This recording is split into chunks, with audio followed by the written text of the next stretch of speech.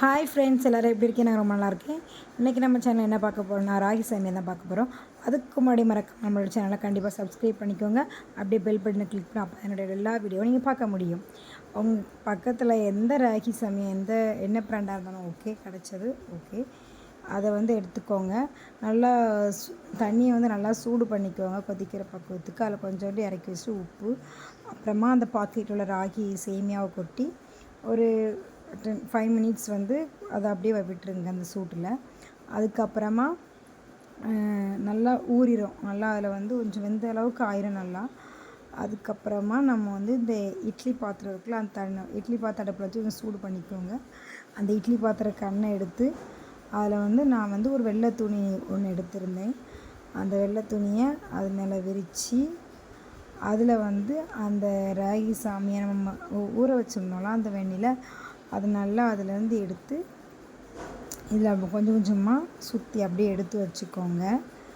கண்டிப்பாக ஃப்ரெண்ட்ஸ், நம்மளோட சேனலை இப்போ தான் பார்க்கிங்கன்னா கண்டிப்பாக சப்ஸ்கிரைப் பண்ணிக்கோங்க. நம்ம ஏஜே ஃபேமிலியை அப்படியே பெல் பட்டனை கிளிக் பண்ணிக்கோங்க ஃப்ரெண்ட்ஸ். இதே மாதிரி கொஞ்சம் கொஞ்சமாக அப்படியே எடுத்து வச்சுக்கணும் ஃப்ரெண்ட்ஸ். எடுத்து வச்சுட்டு அப்புறமா என்ன பண்ணணும்னா, இட்லி பாத்திரத்தில் தண்ணி ஊற்றி வச்சுருக்கோமா, அந்த தண்ணி நல்லா சூடானதுக்கப்புறம் நம்ம இந்த இட்லி அதை எடுத்து இட்லி பாத்திரத்தில் வச்சிட வேண்டிதான். பார்ப்போம் தண்ணி சூடாயிட்டான்னு பார்ப்போம். தண்ணி சூடு ஆயிடுச்சு. நம்ம இப்போ எடுத்து வச்சிடலாம்.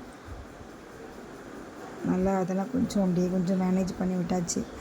விட்டுட்டு மூடி போட்டுற வேண்டியதை. நம்ம நார்மலாக எப்படி இட்லி அவிப்போமோ அதே மாதிரி தான் மூடி போட்டுடலாம். இப்போ இதுக்கு தேவையானதை நம்ம என்னென்னு பார்க்க போகிறோம். இப்போ நான் தேங்காயும் நாட்டு சர்க்கரையும் எடுத்திருக்கேன். நான் இப்படி தான் சாப்பிட போகிறேன். பசங்களுக்கு இப்படி கொடுத்தா ரொம்ப பிடிக்கும். அதனால் தேங்காய் நாட்டு சர்க்கரை தான் எடுத்திருக்கேன்.